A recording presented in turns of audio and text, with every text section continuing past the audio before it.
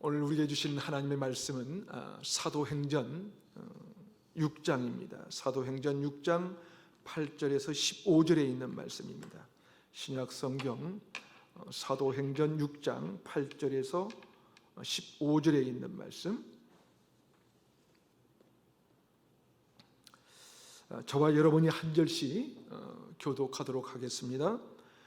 스데반이 은혜와 권능이 충만하여 큰 기사와 표적을 민간에 행하니 이른바 자유민들 즉 구레네인 알렉산드리아 길리기아와 아시아에서 온 사람들이 회당에서 어떤 자들이 일어나 스데반과 더불어 논쟁할세. 스데반이 지효와 성령으로 말함을 그들이 능히 당하지 못하여 사람들을 매수하여 말하게 하되 이 사람이 모세와 하나님을 모독하는 말을 하는 것을 우리가 들었노라 하게 하고 백성과 장로와 서기관들을 충동시켜 와서 잡아가지고 공회에 이르러 거짓 증인들을 세우니 이르되 이 사람이 이 거룩한 곳과 율법을 거스러 말하기를 마지 아니하는도다. 그의 말에 이 나사렛 예수가 이곳을 헐고 또 모세가 우리에게 전하여 준 규례를 고치겠다 함을 우리가 들었노라 하거늘 공회 중에 많은 사람들이 다 스데반을 주목하여 보니 그 얼굴이 천사의 얼굴과 같더라. 아멘. 1517년 10월 31일, 그러니까 503년 전 마틴 루터가 독일의 비텐베르크 성문 앞에 95개조 반박문을 게재함으로써 종교개혁의 아침을 열었습니다. 당시 부정과 부패로 성경적 진리에서 멀어진 중세 가톨릭교회를 개혁하기 위해서 사제들의 손에만 있었던 성경을 평신도들의 손으로 돌려놓은 것입니다. 여러분, 지금 우리가 이렇게 성경을 편하게 읽을 수 있지만 예전에는 성경이 라틴어로만 되어 있어서 사제들 외에는 성경을 읽을 수도 없었고 읽을 수 있는 상황도 못 되었습니다. 그러나 사제들만 있던 성경이 이 평신도의 그 손에 들어오면서 스스로 성경을 읽으면서 하나님의 뜻을 분별하는 의미 있는 인생을 살아갈 수 있게 된 것입니다. 하지만 그럼에도 불구하고 여전히 평신도들은 교회에서나 또 세상에서 성경이 말씀하고 있는 자신들의 이치를 제대로 찾지 못하고 있었습니다.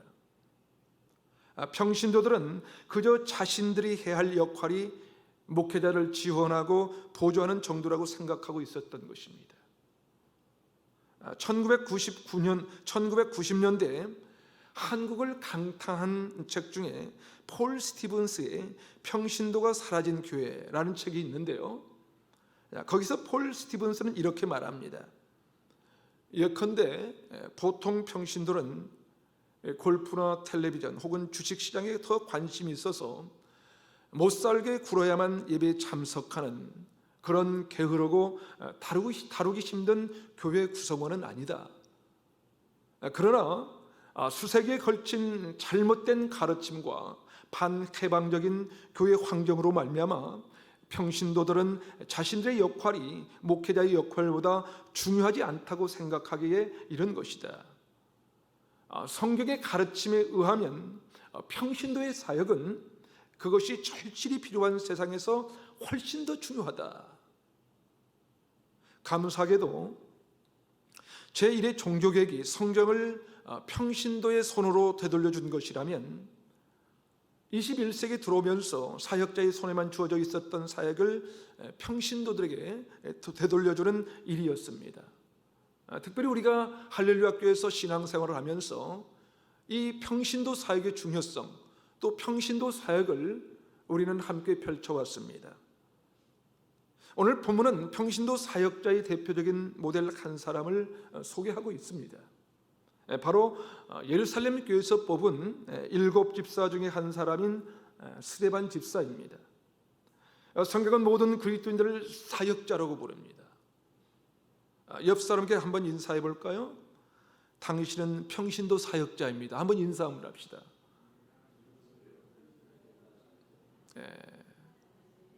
여러분은 평신도 사역자예요.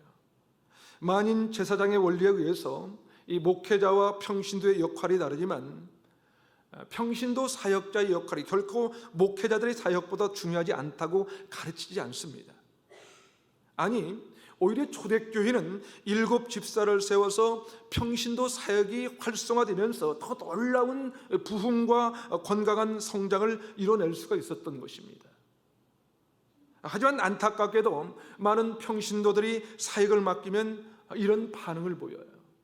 목사님, 그 일을 제가 왜 해야 됩니까? 이런 것은 교육자들이 해주셔야 하는 것 아닐까요? 예를 들어서 신방은 누구의 일이라고 생각하십니까? 누구의 일이라고 생각하십니까? 신방은 목회자의 일이라고 생각합니다. 여러분, 성경은 평신도 사역자의 중요한 사역 중에 하나가 신방이라고 말씀합니다. 사실 목회 전장에서 보면 그런 일이 있습니다. 목회자는 성도들의 가정을 가끔 혹은 한두 번 신방할 수 있지만 구역장이나 같은 평신도들끼리는 어떻습니까? 목회자보다 훨씬 더 자주 만나고 자주 신방하니까 그 집의 상황이나 기도 제목을 목회자보다 훨씬 더 잘 알게 되는 것입니다. 그런데 많은 평신도들이 그렇습니다. 구역장이나 사랑방장이 아무리 많이 신방을 해도 목회자가 신방을 하지 않으면 이렇게들 말합니다. 난 이 교회에 와서 단 한 번도 신방을 받은 적 없어. 왜 그렇게 생각할까요? 사람들에게는 평신도의 신방은 신방이 아니라고 생각하는 거예요. 누가 신방해야 되죠? 목사가 신방을 해야 신방을 받았다고 합니다. 간절히 바라기는 어서 속히 코로나 전국이 안정되어서 저도 우리 루야교회 성도들의 가정마다 축복의 말씀을 들려주고 기도 제목을 나누면서 축복 기도 해드릴 수 있도록 신방할 수 있는 날이 속히 오기를 바랍니다. 사람들은 그렇습니다. 평신도 사역이 중요하다고 생각을 하면서도 정작 평신도의 신방은 신방이라고 생각하지 않는다는 거예요. 그러기에 오늘 본문 말씀은 우리에게 매우 중요하다고 생각합니다. 매우 중요해요. 왜냐하면 오늘 본문은 진정한 평신도 사역자가 어떤 사람이 아닌지, 우리가 앞으로 어떻게 평신도 사역을 해야 하는지를 가르쳐주고 있기 때문입니다. 다시 말해서 우리가 목회자는 목회자대로, 평신도는 평신대대로 어떻게 사역을 잘 감당하며 건강한 교회, 성장하는 교회로 세워가야 할지를 가르쳐주고 있는 것입니다.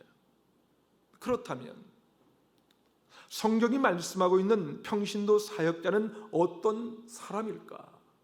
어떤 특징이 있을까요? 첫 번째로 평신도는 충만한 은혜로 사역을 감당하는 사람입니다. 오늘 보면 8절을 한번 보십시오. 오늘 보면 8절을 다시 한번 읽어볼까요? 함께 읽겠습니다. 시작. 스데반이 은혜와 권능이 충만하여 기사와 표적을 민간에 행하니. 여러분, 스데반 집사가 어떤 사역을 감당했다고요? 어떤 사역? 스데반을 통해서 표적과 기사가 일어났다는 거예요. 표적과 기사가. 사도행전 2장 43절에도 그런 말씀이 기록되어 있습니다. 다시 한번 우리 함께 읽어볼까요? 시작. 사람마다 두려워하는데 사도들로 말미암아 기사와 표적이 많이 나타나니. 또 사도행전 5장 12절에도 이렇게 기록합니다. 사도들의 손을 통하여 민간의 표적과 기사가 많이 일어나매 믿는 사람이 다 마음을 같이하여 솔로몬 행각에 모시고. 여러분, 표적과 기사가 누구의 손을 통하여 일어났다고 합니까? 지금 누구의 손을 통하여? 사도들의 손을 통하여 일어났습니다. 그런데 오늘 본문에서는 누구의 손을 통해서 일어나고 있습니까? 예루살렘 교회 7 집사님 중에 한 사람인 스데반 집사님을 통해서 표적과 기사가 일어난 거예요. 다시 말해서 사도가 아니라 평신도들을 통해서 일어나고 있다는 거예요. 그렇다면 이 표적과 기사가 스데반 집사에만 있는 특별한 은사였을까요? 아닙니다. 사도행전 8장 13절에 이렇게 기록합니다. 함께 읽어보겠습니다. 시작. 시몬도 믿고 세례를 받은 후에 전심으로 빌립을 따라다니며 그 나타나는 표적과 큰 능력을 보고 놀라니라. 빌립 집사를 따라다니던 사람이 뭘 보고 놀랐다고요? 지금 빌립의 손을 통하여 나타난 표적과 큰 능력을 보고 놀랐다는 거예요. 다시 말해서 표적과 기사가 빌립 집사를 통하여서도 나타난 것입니다. 저는 저와 여러분의 인생과 우리의 사역을 통해서 표적과 기사가 일어난 놀라운 은혜를 경험하게 되기를 주님의 이름으로 축복합니다. 그런데 오늘 본문 8절에 중요한 단어 하나가 있습니다. 그렇다면 왜 오늘날은 평신도들을 통해서 이런 놀라운 일들이 일어나지 않는 것일까? 왜 일어나지 않는 것일까요? 바로 그 표적과 기사가 어떻게 일어날 수 있는지를 설명하는 내용입니다. 우리 다시 한번 8절을 한번 읽겠습니다. 8절 시작. 스데반이 은혜와 권능이 충만하여 큰 기사와 표적을 민간에 행하니. 스데반이 뭐가 충만했다고 합니까? 그렇죠. 은혜와 권능이 충만했다는 거예요.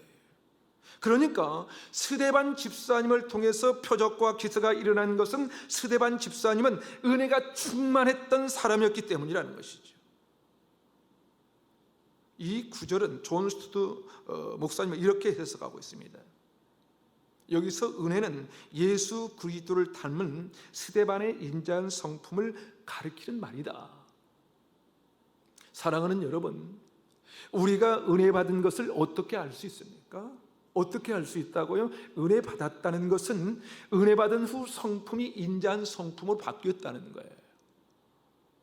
오늘날 한국교회가 왜 사람들에게 은혜를 끼치지 못하고 있습니까? 은혜는 받았다고 하는데 모습이 달라지지 않아서 그런 것 아닐까요? 여러분, 은혜는요, 설교를 듣고 얼마나 눈물을 많이 흘리는가가 아니에요. 얼마나 많이 봉사하는가 아닙니다. 은혜 받는 사람은 예수님을 닮아가며 인자한 성품으로 바뀌는 거예요. 이 말씀을 전했을 때 그 말씀대로 살아가는 사람들이에요. 이런 사람들이 은혜 받는 사람들이에요. 다시 말해서 표적과 기사가 일어나는 놀라운 능력은 예수 그리스도를 닮은 인자한 성품, 예수님의 은혜가 충만한 사람에게 나온다는 것입니다. 그러기에 우리가 은혜 받고 하나님의 은혜가 우리를 지배하게 될 때 그를 우리의 손을 통해서도 큰 기사와 능력이 나타난다는 거예요. 그러니까 우리가 사역을 하다가 지치고 힘들어지고 어려워지는 것은 사역이 힘들어졌기 때문이 아니에요. 그것이 아니라 우리의 은혜가 사라지고 메말라졌기 때문에 그렇습니다. 소멸됐기 때문에 그래요. 본문을 묵상하면서 사실은 제가 참 부끄러웠었습니다. 저는 사역을 하다가 때로 지칠 때가 있었습니다. 그때마다 누군가가 나를 힘들게 하거나 어떤 문제 때문이라고 생각했거든요. 그런데 오늘 본문을 묵상하다가 깨달은 것은 그게 아니었어요. 때로 우리가 사역에 큰 능력과 기사가 나타나지 않고 지치는 것은 다른 누구 때문이 아니라 어떤 문제 때문인가, 어떤 문제 때문이 아니라 은혜로 충만하지 않기 때문이라는 거예요. 은혜로 충만하지 않기 때문에. 저 역시 그랬던 것이죠. 목회자는 더더욱 늘 은혜로 충만해야 하는데 때로 걱정이 생기거나 마음이 어려워질 때면 은혜로 충만하지 않았던 거예요. 그렇습니다. 여러분, 우리는 은혜와 사랑으로 충만할 때 아무리 많은 일을 해도 힘들지 않고 지치지 않을 수 있는 거예요. 사랑하는 여러분 기억하십시오. 은혜가 충만하면 표적과 기사가 우리에게도 일어납니다. 일어나요. 하나님의 은혜로 충만하게 잠기면 놀라운 일들이 일어나게 된다는 것입니다. 바로 저와 여러분이 하나님의 은혜로 충만해져서 우리를 통하여, 우리 교회를 통하여 하나님의 기적과 능력을 경험하고 하나님의 살아계심을 목도하는 놀라운 사역의 양이 펼쳐지기를 주님의 이름으로 축복합니다. 한 걸음 더 나가서 성경이 말씀하는 건강한 평신도 사역자는 어떤 특징이 있을까요? 두 번째로, 건강한 평신도는 고난 속에서도 얼굴이 빛이 납니다. 고난 속에서도 얼굴이 빛이 납니다. 여러분, 우리가 사람들을 볼 때 그가 어떤 사람인지 그 사람의 됨됨이를 알 수 있는 가장 쉽고도 확실한 방법 중에 하나는 그 사람의 얼굴을 보면 알 수가 있어요. 그 사람이 은혜를 받았는지 안 받았는지 얼굴을 보면 알 수 있어요. 옆 사람의 얼굴 한번 쳐다보십시오. 여러분, 옆 사람의 얼굴. 지금 은혜를 받고 있는 얼굴입니까? 아니면 우리 이렇게 인사 한번 해볼까요? 당신의 얼굴에서 은혜가 보입니다. 한번 해봅시다. 당신의 얼굴에서 은혜가 보입니다. 여러분, 가끔씩 제가 어디를 가면 그런 말을 들을 때가 있습니다.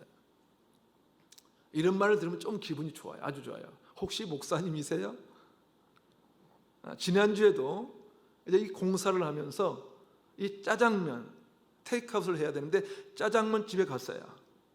짜장면 집에 갔는데 그 주인이 저를 보더니만 혹시 목사님이세요? 목사님 같은데요? 그러더라고요. 참 기분이 좋더라고요. 저는 그럴 때마다 참 다행이구나 하는 또 생각이 또 듭니다.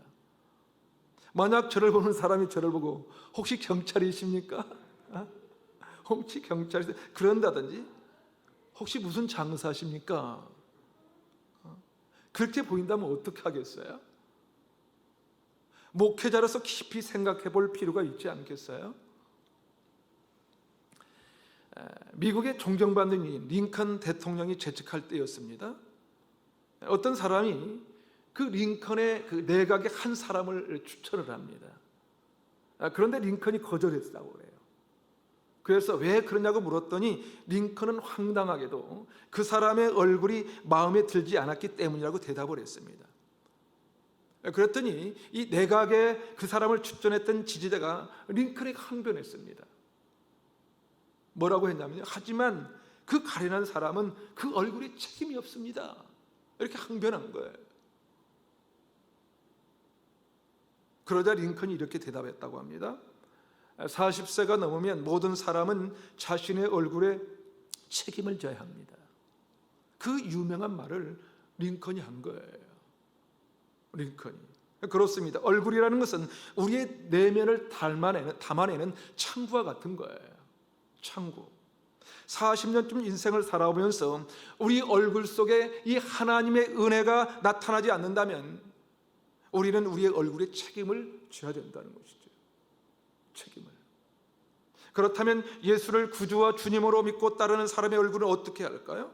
그 모델이 바로 스데반 집사의 얼굴입니다. 스데반 집사의 얼굴. 바로 뭡니까? 천사와 같은 얼굴이에요. 천사와 같은. 오늘 보면 여러분 15절을 다시 한번 볼까요? 여러분 15절을 다 같이 한번 읽겠습니다. 시작. 공회 중에 앉은 사람들이 다 스데반을 주목하여 보니 그 얼굴이 천사의 얼굴과 같더라. 자, 스데반의 얼굴이 어땠다고요? 자, 천사의 얼굴과 같았다고 기록합니다. 저는 처음에는 이 구절을 그냥 쉽게 지나쳤어요. 왜냐하면 우리도 가끔은 천사와 같은 때가 있지 않습니까? 그렇죠? 천사와 같은 때가 있어요. 그렇지 않나요? 동의를 안 하시는구만. 그런데 누군가 나를 비난하거나 힘들게 하면 어때요? 어떻게 합니까? 그때는 헐크로 변합니다. 헐크로. 저도 그렇습니다. 주일에 성도들 뵐 때면 너무 반갑습니다. 참 반갑고 또 늘 반갑게 천사처럼 인사하지만 누군가가 저를 비난하거나 어렵게 만들다면 여지없이 제 얼굴 표정도 바꾸게 되죠. 헐크로 변한다니까요. 헐크로. 그런 생각이 들다 보니까 오늘 본문이 이해가 안 됐어요. 어떻게 스데반은 이런 상황 속에서 천사의 얼굴을 보여줄 수 있었을까? 어떻게? 사실 스데반이 지금 어떤 상황입니까, 여러분? 어떤 상황이에요? 모함을 받아서 억울하게 고소를 당한 상황 아닙니까, 지금? 스데반 집사는 공회에 잡혀가서, 그것도 억울하게 잡혀와서 사내들인 공회에서 사람들이 그를 비난하는 그 고난의 순간에 스데반의 집사의 얼굴이 천사와 같았다는 것입니다. 천사 같대요. 스데반이 정말 존경스럽지 않습니까? 그렇지 않나요? 아니, 다른 때라면 몰라도 지금은 공회에 잡혀가 있는 상황입니다. 어떻게 모함을 받아 억울하게 고소를 당한 상황에서 천사의 얼굴을 할 수 있는 것일까? 어떻게? 스데반은 이미지 관리를 한 것일까요? 아니죠. 그렇다면 우리는 어떻습니까? 평생 잘 웃지 않는 사람이 사진을 찍을 때 아무리 김치를 한다고 보니까 미소가 잘 지어지지 않습니다. 미소가. 평소에 웃지 않는 사람이 갑자기 웃을 수 없는 것처럼 스데반이 갑자기 천사의 얼굴을 할 수는 없었을 것입니다. 그렇다면 그는 어떻게 그 억울한 상황 속에서도 천사의 얼굴을 할 수 있었던 것일까? 어떻게? 그것은 그가 평소에 성령 충만하고 은혜가 충만했던 사람이기 때문입니다. 그리고 오랜 세월 내면이 쌓이고 쌓여서 얼굴로 드러난 것입니다. 자, 과연 그런지 사도행전 6장 3절을 보십시오. 사도행전 6장 3절을 다 같이 한번 읽겠습니다. 시작. 형제들아, 너희 가운데서 성령과 지혜가 충만하여 칭찬받는 사람 7을 택하라. 우리가 그 일을 그들에게 맡기고. 예루살렘 교회가 7 집사를 뽑을 때 어떤 사람을 뽑았어요? 어떤 사람? 사람들에게 칭찬받는 사람. 왜 칭찬받았나요? 성령과 지혜가 충만했기 때문이죠. 여러분, 사람들이 칭찬하는 사람의 얼굴을 보면 꼭 미남미녀는 아니더라도 내면의 아름다움이 얼굴에 나타나는 거예요. 얼굴에. 그렇다면 스데반의 내면은 어떻게 아름다워질 수가 있었습니까? 어떻게? 그것은 성령의 지배를 받으며 살아왔기 때문이에요. 성령의 비를 받았습니다. 사랑하는 여러분, 혹 얼굴을 바꾸고 싶으십니까? 여러분, 얼굴을 바꾸고 싶으세요? 그렇다면 내면을 바꾸십시오. 내면을 아름답게 만드시기 바랍니다. 어떻게 해요?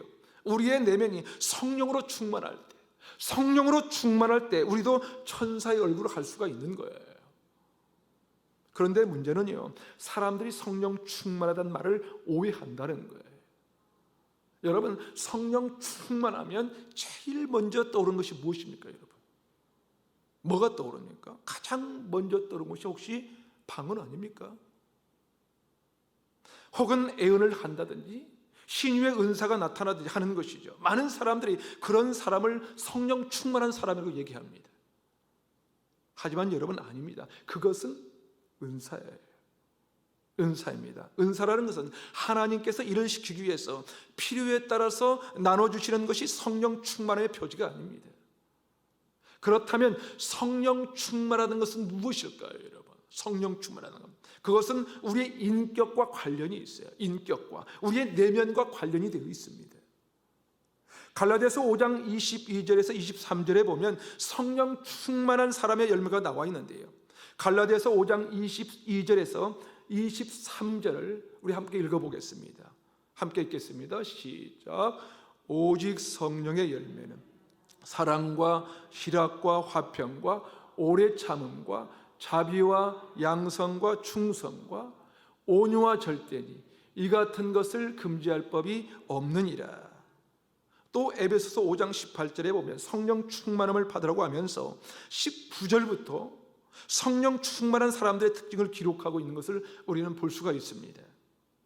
첫 번째 특징이 뭔지 아세요? 성령 충만한 인생은 찬양이 끊이지 않는다는 거예요. 끊임없이 찬양합니다. 두 번째로 늘 감사가 있어요. 감사가. 힘든 일을 만날 때도, 어려운 일을 만날 때도 늘 감사하는 것입니다. 세 번째는 사람들을 섬기고 사람들에게 복종하는 능력이 있어요. 네 번째는 그것이 가정에서나 교회에서나 직장에서나 일관적입니다. 그렇다면 우리는 어떻습니까? 우리는 교회에서 보면 다 천사 같아요. 다 천사 같아요. 근데 집에서는 어떻습니까? 저도 마찬가지고요. 애들이 보면 가장 잘할 것입니다. 그렇죠? 아빠, 엄마가 교회에서 집에서 다른 모습을 보고 있지 않으십니까? 자녀들이 다 보고 있어요. 사랑하는 여러분, 어떻게 스데반이 그런 상황 속에서도 천사의 얼굴을 할 수 있었을까요? 어떻게 그런 억울한 상황 속에서도 얼굴에 빛이 날 수 있었을까요? 스데반이 억울한 고소를 당한 상황에서도 천사와 같은 얼굴을 할 수 있었던 것은 성령의 은사를 받았기 때문이 아니라 늘 성령 충만한 인생을 살았기 때문에 그렇습니다. 한순간의 열정만으로도 평신도 사역을 감당한 것이 아니었어요.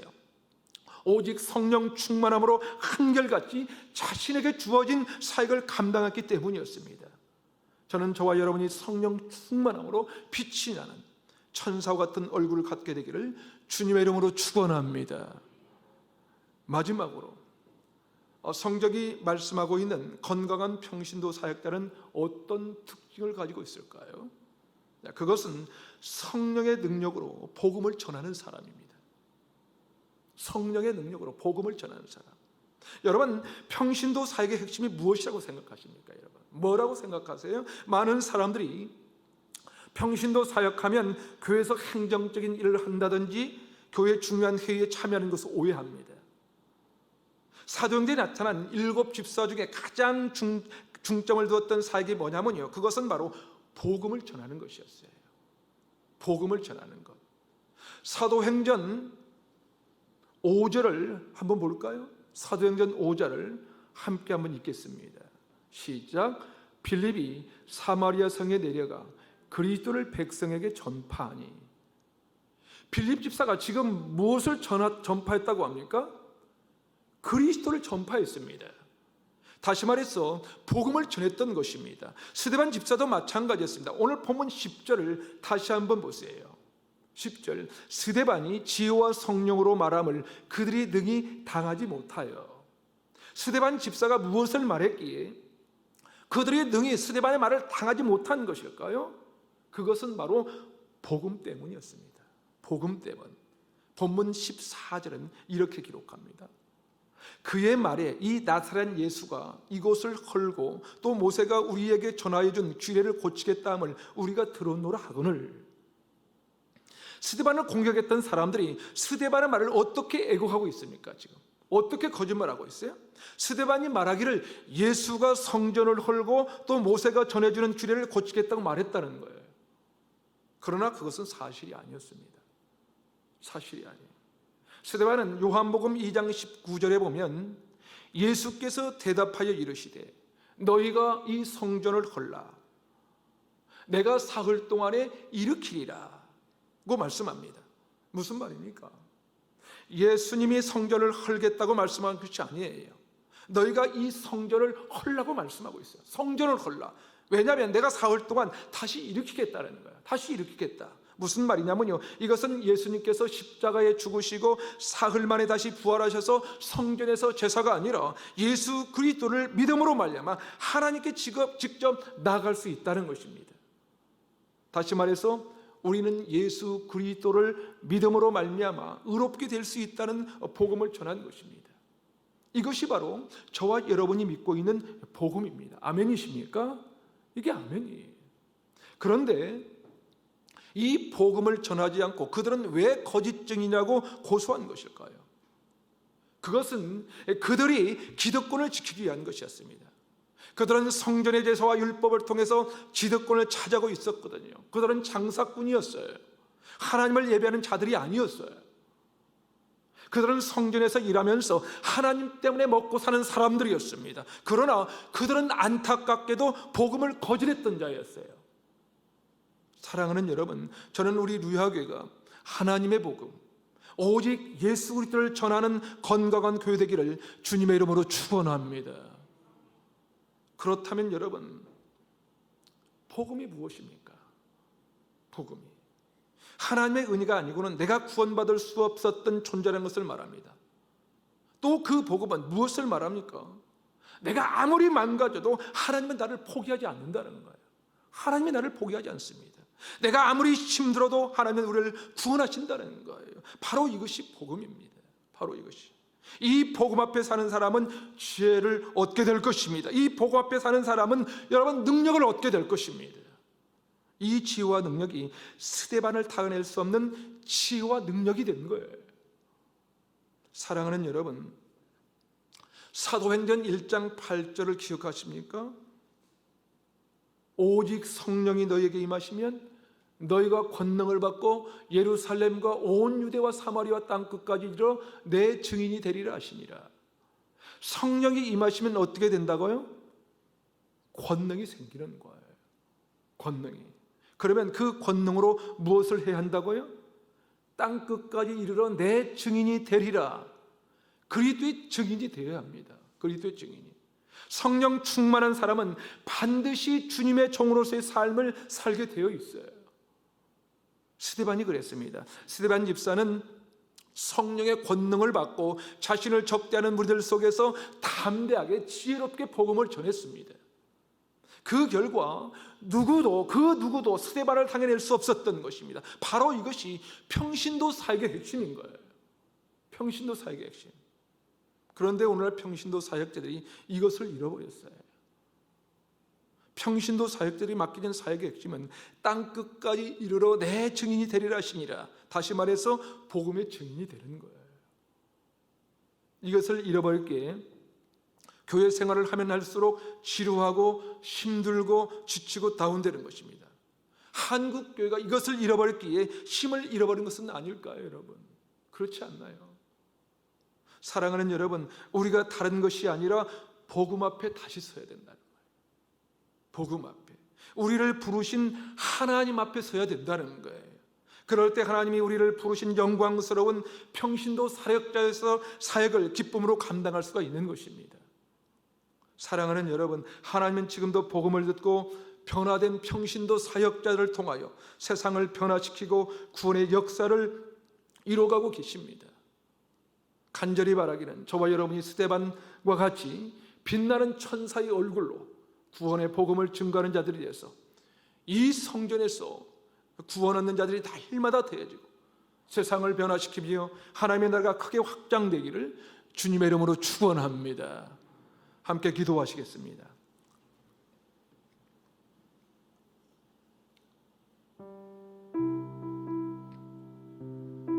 이제 오늘 주신 말씀을 생각하며 기도하실 텐데요, 오늘 주신 말씀을 통해 여러분에게 주신 하나님의 음성은 무엇입니까?